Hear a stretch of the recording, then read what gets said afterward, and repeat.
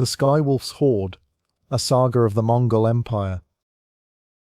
The world that forged Genghis Khan was one of brutal simplicity and unforgiving extremes. The 12th century Mongolian steppe was a vast, windswept ocean of grass in the summer, and an endless frozen desert in the winter.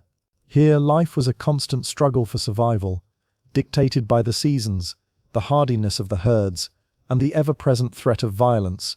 The people were nomads, living in dome-shaped felt tents called gurjor, yurts, following their sheep, goats, and horses across the land. Their world was one of shifting alliances and bitter clan rivalries.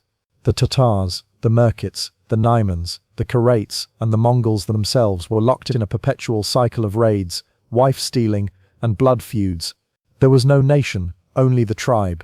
Loyalty was to one's clan, and the highest law was the strength of the sword arm.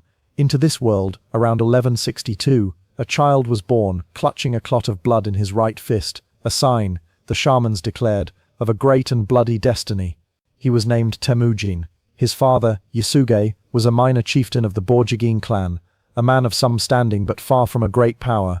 When Temujin was just 9 years old, his life was shattered. His father was treacherously poisoned by rival Tatars while returning from arranging a betrothal for his son. Yasuge's followers, unwilling to be led by a child, abandoned his family. Temujin, his mother Holan, and his siblings were cast out, left to fend for themselves in the harsh wilderness. This was a death sentence on the steppe. They were plunged into a life of desperate poverty, surviving on roots, rodents, and the few fish they could catch.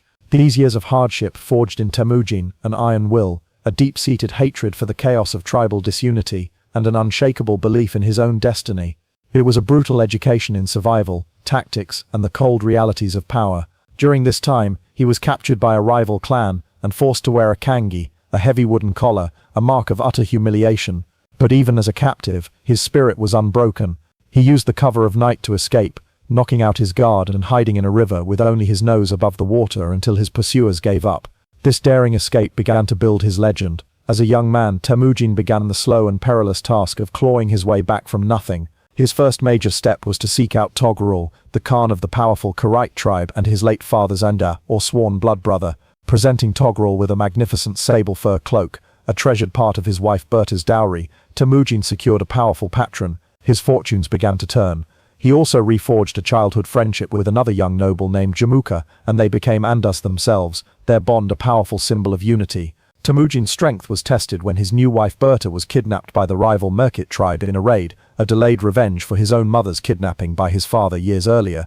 It was an unforgivable insult. With the help of Togrul and Jamuka, Temujin raised an army, fell upon the Merkit camp in a surprise attack, and rescued Berta.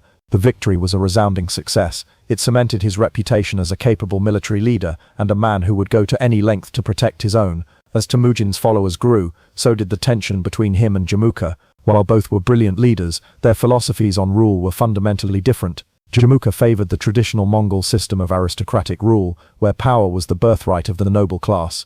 Temujin, shaped by his own experiences as an outcast, promoted a radical new idea, a meritocracy. He appointed his commanders based on skill and loyalty, not on their bloodline. He organized his warriors into decimal units, squads of 10 Arban, companies of 100 Zunin, and battalions of 1,000 Minga, that broke down old tribal allegiances and forged a new loyalty directly to him. This created a disciplined, unified, and incredibly effective military machine. The final break between the two friends was inevitable. Their rivalry escalated into open warfare, splitting the Mongol tribes into two great factions. The struggle culminated in a decisive battle where Temujin's forces, better organized and more disciplined, defeated Jamuka. In the aftermath, Jamuka was betrayed and handed over to Temujin by his own men. In a poignant final meeting, Temujin offered to renew their brotherhood, but Jamuka, ever the aristocrat, declared that there could only be one sun in the sky. He asked for a noble death to be executed without the shedding of blood, as was the custom for royalty. Temujin honored his request, and Jamuka's back was broken by his own men. With his greatest rival gone, Temujin systematically set about eliminating all remaining opposition on the steppe. He crushed the Tatars, his father's murderers, in a brutal campaign. He defeated and absorbed the forces of his former patron, Togrul of the Karaits, who had grown jealous of his power. Finally, he turned west to face the powerful Naiman tribe, his last major threat. At the Battle of Chakamot in 1204, he shattered the Naiman army, uniting virtually all the peoples of the Mongolian plateau under his sole command for the first time in history. In the spring of 1206, a great Kurultai, a grand assembly of all the tribal chieftains, was called at the headwaters of the Onon River. In this snowy, sun-drenched valley, amidst a sea of girds and a million horses, the chieftains formally recognized Temujin's supremacy.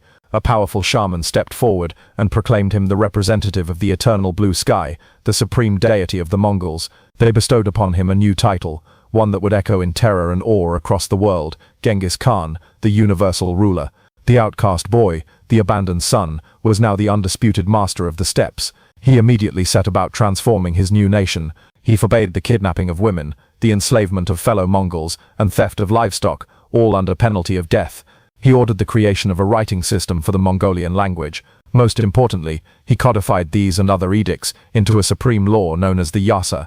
The Yasa was a code of conduct for his people, covering everything from military discipline to property rights and personal behavior. It was the legal foundation of his new state. The chaotic, feuding world of his youth was gone, replaced by a unified, disciplined and powerful Mongol nation, forged in the crucible of his will. The rider from the blue sky had united his people. Now he would turn his gaze outwards to the rich, sedentary civilizations that lay beyond the Great Wall.